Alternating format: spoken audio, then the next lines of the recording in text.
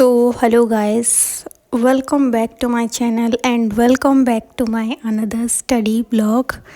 तो आज मेरे पास आप सबके लिए एग्ज़ाम से रिलेटेड एक न्यूज़ है, तो वो मैं आपको आगे वीडियो में बताने वाली हूँ। तो उससे पहले हम शुरू करते हैं आज के टारगेट्स। तो आज है जनवरी का लास्ट डे और फरवरी स्टार्ट होने वाली है और थोड़ी अच्छी पढ़ाई करनी है इस मंथ। तो जितना भी मैंने इस मंथ जितना भी किया है, जितने भी दिन में, तो आज लास्ट डे मैं कुछ न्यू नहीं करने वाली, बट उन जितने सब्जेक्ट के जितने भी टॉपिक्स हुए हैं तो मैंने सोचा क्यों ना मैं आज उन्हीं टॉपिक्स का रिवीज़न कर लूँ।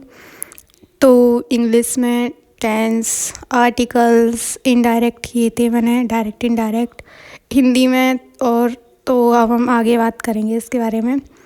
तो सबसे पहले मैंने हिस्ट्री की थी, बट हिस्ट्री के बाद अब मैं देखना चाहूँगी आर्ट एंड कल्चर, बिकॉज़ जब पहली बार कोई चीज़ पढ़ते हैं तो वो अच्छे से याद नहीं होती, बार बार रिवीज़न करेंगी तो तब वो माइंड में बैठेगी। और इसके लिए मैंने कुछ वीडियोस भी देख के रख ली है, मतलब मैराथन की, कि वो थोड़ी हेल्प कर दे जीके कवर करने में अच्छे से, और स्पेशली हिस्ट्री और लाइक ज्योग्राफी। और फिर उसके बाद मैं इस हिस्ट्री के बाद मैं आर्ट एंड कल्चर की टॉपिक स्टार्ट करूँगी।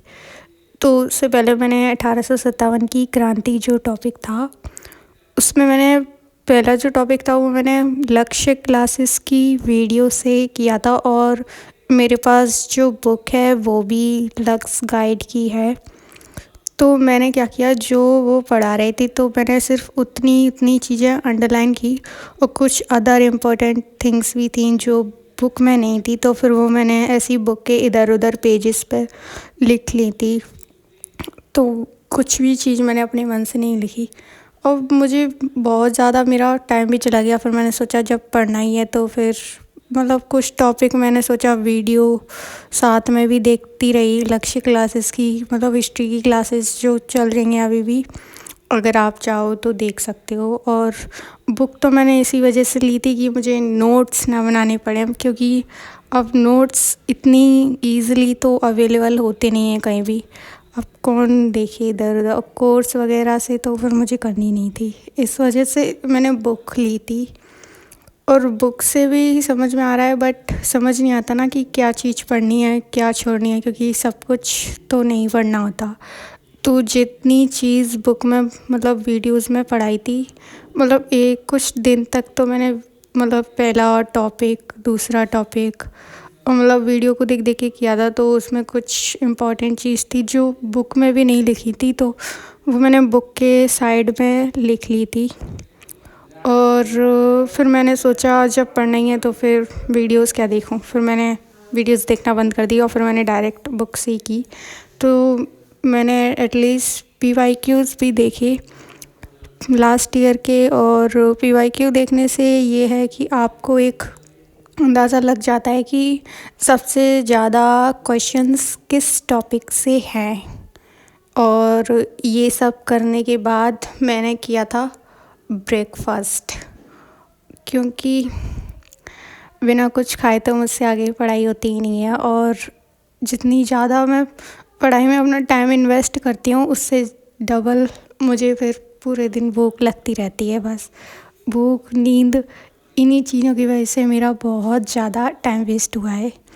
तो जस्ट ब्रेकफास्ट के बाद मैंने हिंदी का किया, जो कि मैंने पर्यायवाची कर रही थी मैं, उसमें भी कुछ लास्ट पेज पे रह गए थे कुछ पर्यायवाची, और वो भी मैंने आज कंप्लीट कर लिया ये टॉपिक। आई नो, बिकॉज़ मैं ये फ़र्स्ट टाइम कर रही हूँ तो I think I should revision, मुझे अभी भी इनको रिवीज़न करना चाहिए, नहीं तो फिर मैं इन्हें भूल जाऊँगी। और फिर उसके बाद उपसर्ग ये भी मैंने किया है पहले, तो मैंने एक बार फिर से इसको रिवीज़न कर लिया इसका। और उपसर्ग के बाद किया था मैंने एक टॉपिक, उसका नाम था प्रत्यय, और मैंने उसे भी रिवाइज़ किया। तो कुछ वर्ड्स होते हैं जिनमें कन्फ्यूजन हो जाती है और कमेंट्स में भी पूछते रहते हैं कि ये नोट्स कोर्स के तो बिल्कुल भी नहीं है, ये मैंने यूट्यूब से ही पढ़ के बनाए हैं। तो हिंदी के नोट्स मैंने MB क्लासेस से किए थे, तो उसकी प्लेलिस्ट पड़ी होगी।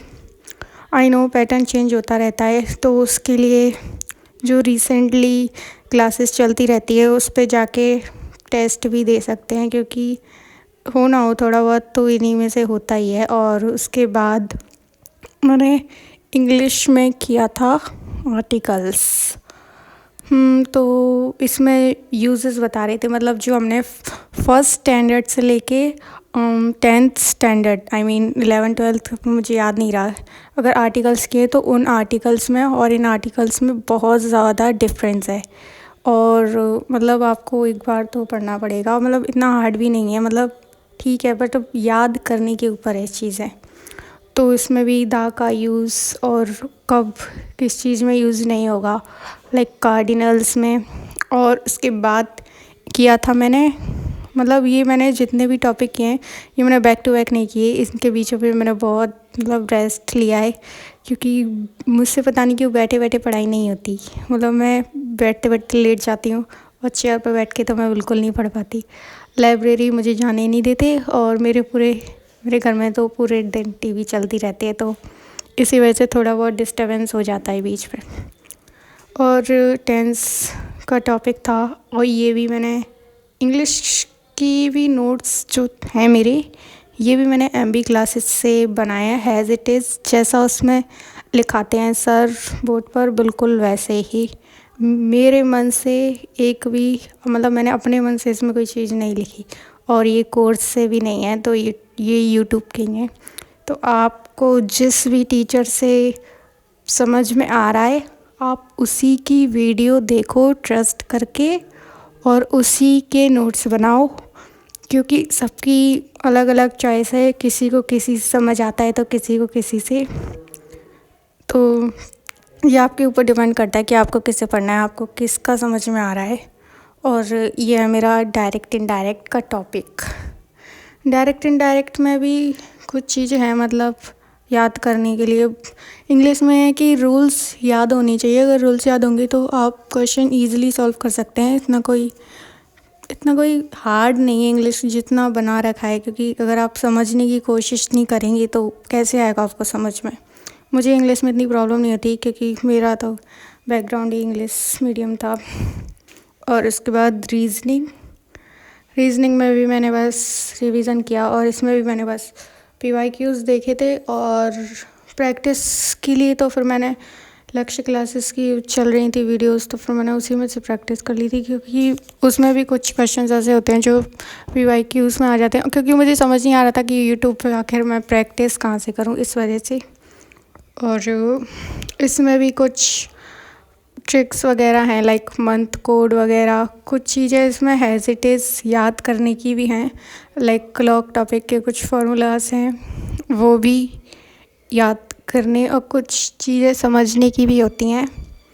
और यस, तो हाँ, कि मैं ये बता रही थी कि BSTC की एग्ज़ाम डेट बढ़ चुकी है, 28 फरवरी तक अब फॉर्म भरेंगे। पहले दिसंबर थी, फिर जनवरी कर दी, 31 जनवरी तक फॉर्म भरे जाएंगे। अब कर दिया 28 फरवरी तक फॉर्म भरेंगे। तो जब फॉर्म 28 फरवरी तक भरेंगे तो मतलब मेरा ये आइडिया है कि आई थिंक एग्ज़ाम की डेट भी बढ़ सकती है। तो देखते हैं क्या होता है। मिलते हैं हम हमारे नेक्स्ट ब्लॉग में। बाय।